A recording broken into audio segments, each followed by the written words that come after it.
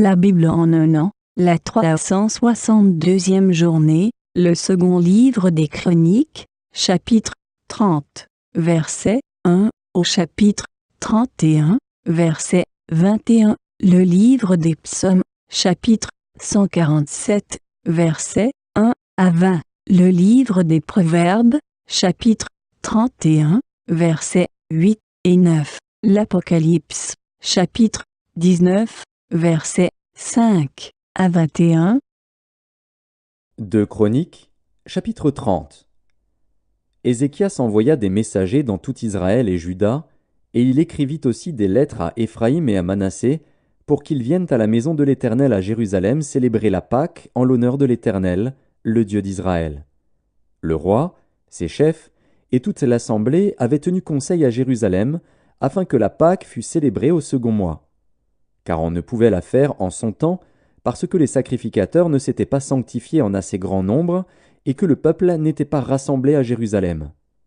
La chose ayant eu l'approbation du roi et de toute l'assemblée, ils décidèrent de faire une publication dans tout Israël, depuis Beer-Shéba jusqu'à Dan, pour que l'on vînt à Jérusalem célébrer la Pâque en l'honneur de l'Éternel, le Dieu d'Israël. Car elle n'était plus célébrée par la multitude comme il est écrit.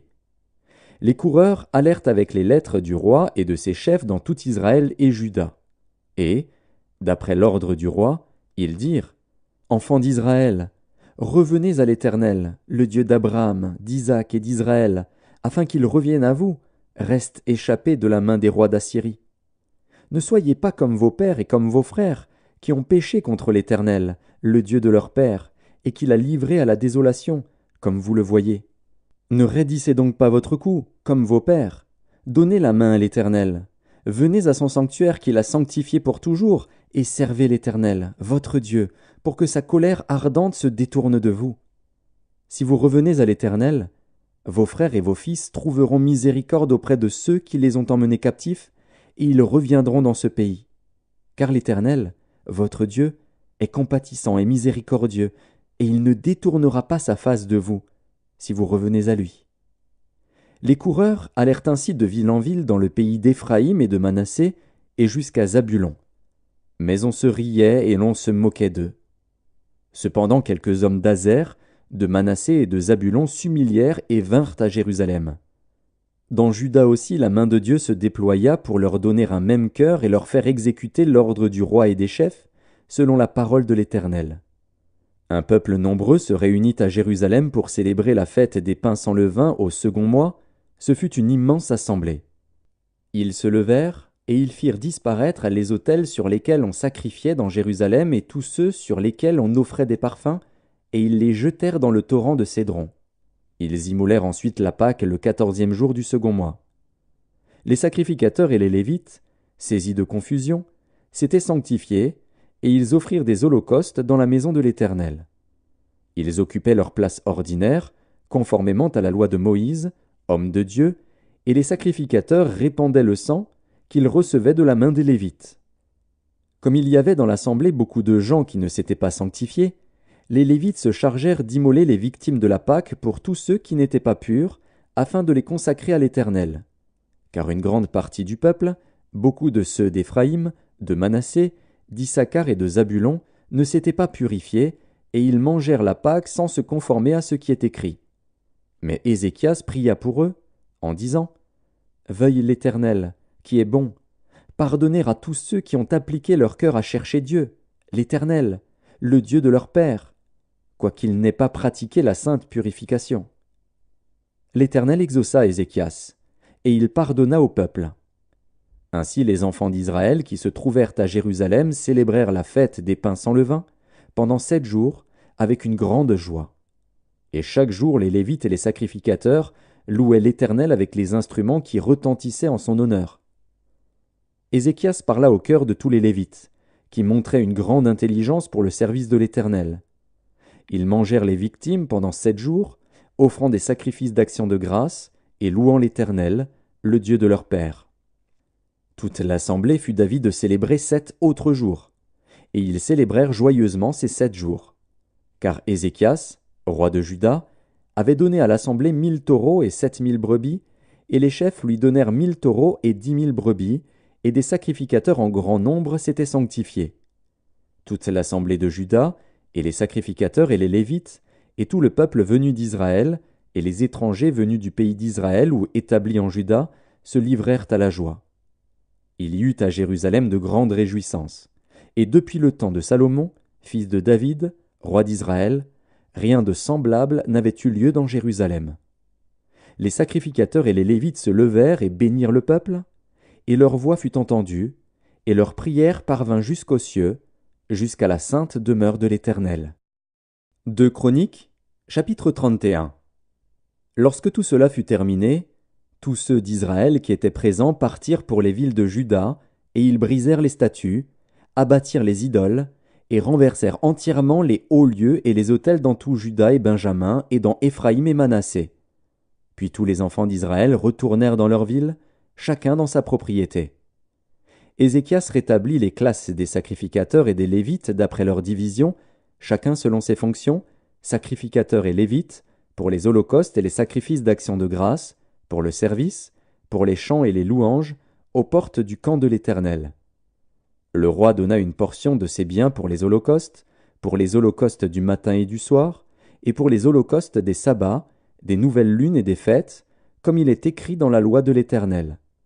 Et il dit au peuple, aux habitants de Jérusalem, de donner la portion des sacrificateurs et des Lévites, afin qu'ils observassent fidèlement la loi de l'Éternel. Lorsque la chose fut répandue, les enfants d'Israël donnèrent en abondance les prémices du blé, du mou, de l'huile, du miel, et de tous les produits des champs. Ils apportèrent aussi en abondance la dîme de tout.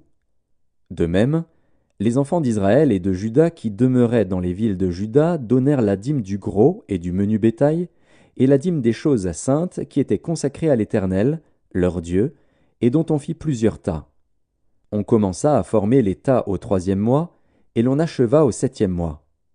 Ézéchias et les chefs vinrent voir les tas, et ils bénirent l'Éternel et son peuple d'Israël. Et Ézéchias interrogea les sacrificateurs et les Lévites au sujet de ces tas.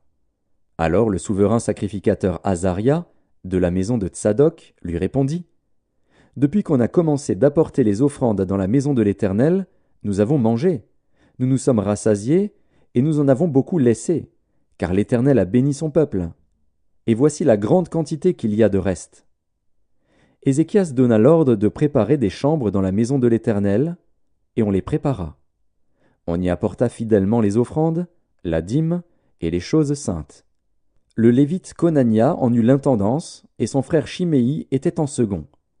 Jéhiel, Azazia, Nakat, Azaël, Jérimoth, Josabad, Éliel, Gizmakia, Makat et Benaja étaient employés sous la direction de Conania et de son frère Chiméi, d'après l'ordre du roi Ézéchias, et d'Azaria, chef de la maison de Dieu.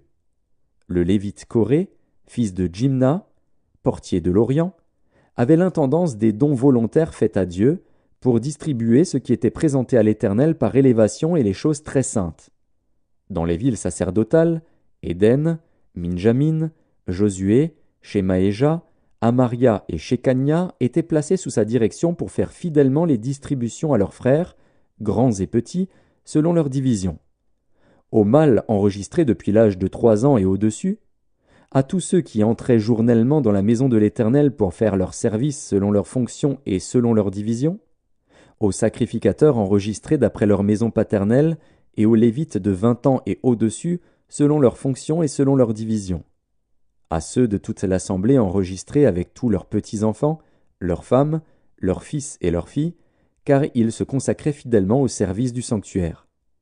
Et pour les fils d'Aaron, les sacrificateurs, qui demeuraient à la campagne dans les banlieues de leur ville, il y avait dans chaque ville des hommes désignés par leur nom pour distribuer les portions à tous les mâles des sacrificateurs et à tous les Lévites enregistrés. Voilà ce que fit Ézéchias dans tout Juda. Il fit ce qui est bien, ce qui est droit, ce qui est vrai, devant l'Éternel, son Dieu. Il agit de tout son cœur, et il réussit dans tout ce qu'il entreprit, en recherchant son Dieu, pour le service de la maison de Dieu, pour la loi et pour les commandements. Psaume 147. Louez l'Éternel, car il est beau de célébrer notre Dieu, car il est doux, il est bienséant de le louer. L'Éternel rebâtit Jérusalem, il rassemble les exilés d'Israël, il guérit ceux qui ont le cœur brisé et il panse leurs blessures. Il compte le nombre des étoiles, il leur donne à toutes des noms. Notre Seigneur est grand, puissant par sa force, son intelligence n'a point de limite. L'Éternel soutient les malheureux, il abaisse les méchants jusqu'à terre. Chantez à l'Éternel avec action de grâce, célébrez notre Dieu avec la harpe. Il couvre les cieux de nuages, il prépare la pluie pour la terre, il fait germer l'herbe sur les montagnes, il donne la nourriture au bétail, aux petits du corbeau quand il crie. Ce n'est pas dans la vigueur du cheval qu'il se complaît, ce n'est pas dans les jambes de l'homme qu'il met son plaisir. L'Éternel aime ceux qui le craignent, ceux qui espèrent en sa bonté.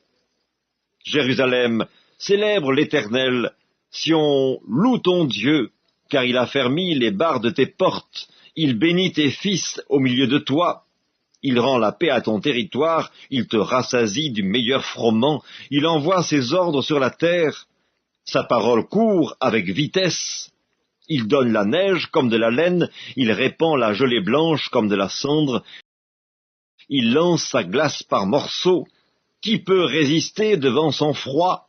Il envoie sa parole et il les fond, il fait souffler son vent et les eaux coulent. Il révèle sa parole à Jacob, ses lois et ses ordonnances à Israël. Il n'a pas agi de même pour toutes les nations, et elles ne connaissent point ses ordonnances. Louez l'Éternel. Proverbe chapitre 31. Ouvre ta bouche pour le muet, pour la cause de tous les délaissés. Ouvre ta bouche, juge avec justice, et défends le malheureux et l'indigent. Apocalypse de Jean, chapitre 19. Et une voix sortit du trône disant, « Louez notre Dieu, vous tous ses serviteurs, vous qui le craignez, petits et grands. » Et j'entendis comme une voix d'une foule nombreuse, comme un bruit de grosses eaux, et comme un bruit de fort tonnerre, disant, « Alléluia, car le Seigneur notre Dieu Tout-Puissant est entré dans son règne. » Réjouissons-nous, et soyons dans l'allégresse, et donnons-lui gloire. Car les noces de l'agneau sont venues, et son épouse s'est préparée, et il lui a été donné de se revêtir d'un fin lin, éclatant, pur.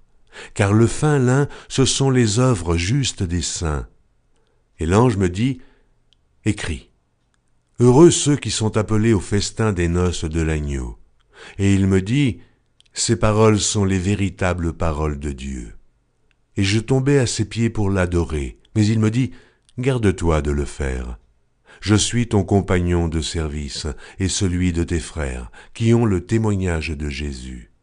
Adore Dieu, car le témoignage de Jésus est l'esprit de la prophétie. » Puis je vis le ciel ouvert, et voici parut un cheval blanc. Celui qui le montait s'appelle Fidèle et véritable, et il juge et combat avec justice. Ses yeux étaient comme une flamme de feu. Sur sa tête étaient plusieurs diadèmes. Il avait un nom écrit que personne ne connaît, si ce n'est lui-même. Et il était revêtu d'un vêtement teint de sang. Son nom est la parole de Dieu. Les armées qui sont dans le ciel le suivaient sur des chevaux blancs, revêtus de fin lin blanc, pur. De sa bouche sortait une épée aiguë pour frapper les nations. Il les pétra avec une verge de fer, et il foulera la cuve du vin de l'ardente colère du Dieu Tout-Puissant. Il avait sur son vêtement et sur sa cuisse un nom écrit, Roi des rois et Seigneur des seigneurs. Et je vis un ange qui se tenait dans le soleil, et il cria d'une voix forte, disant à tous les oiseaux qui volaient par le milieu du ciel, « Venez, rassemblez-vous pour le grand festin de Dieu, afin de manger la chair des rois, la chair des chefs militaires, la chair des puissants, la chair des chevaux et de ceux qui les montent, la chair de tous, libres et esclaves, petits et grands. » Et je vis la bête et les rois de la terre et leur armée rassemblés pour faire la guerre à celui qui était assis sur le cheval et à son armée. Et la bête fut prise, et avec elle le faux prophète qui avait fait devant elle les prodiges par lesquels il avait séduit ceux qui avaient pris la marque de la bête et adoré son image. Ils furent tous les deux jetés vivants dans l'étang ardent de feu et de soufre. Et les autres furent tués par l'épée qui sortait de la bouche de celui qui était assis sur le cheval. Et tous les oiseaux se rassasièrent de leur chair.